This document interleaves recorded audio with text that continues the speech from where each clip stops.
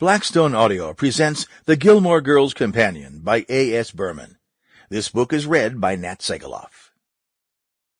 Foreword by Edward Herrmann. A gift. An actor's life is full of ups and downs. Sometimes the work comes so fast and heavy he can't deal with all of it. Sometimes, as the saying goes, he can't get arrested. But if he is very lucky, a project comes along that makes all the lean times seem unimportant. Such a project is like a gift. Such a gift, in my life, was the Gilmore Girls.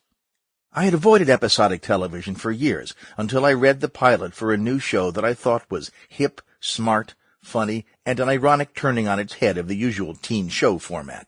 A young girl who was less interested in boys and makeup and sex and popularity than reading War and Peace.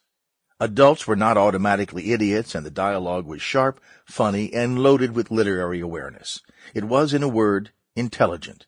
The cast was terrific. The producer-writer team eccentric and off-center in the best sense. And there was every prospect that the show, with careful tending from a sympathetic network, could be a success. No one has to tell me how rare a successful television show is these days. Commercial networks have a nasty habit of pulling the plug on shows, some of them very good, within 3 or 4 episodes, if some arbitrary numbers are not hit in a prescribed time limit.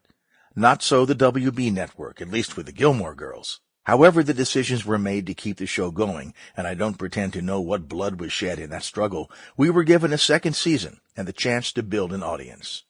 And what an audience! Just as I write this, I'm in New Haven, Connecticut at the Yale Rep, doing Edward Albee's A Delicate Balance, a great American play at a wonderful theater. Yesterday I was asked to a tea at Trumbull College, a tradition at Yale where visiting scholars speak in an informal way to whoever wants to come. After a very interesting question-and-answer period about art, playwriting, and the aesthetic of a creative life in America, I was surrounded by young Yale undergraduates in an outpouring of gratitude for the show, its message, and the power it had of healing the usual rifts in the mother-daughter relationship of adolescence. My mother is my best friend because of that show. Thank you, thank you, thank you.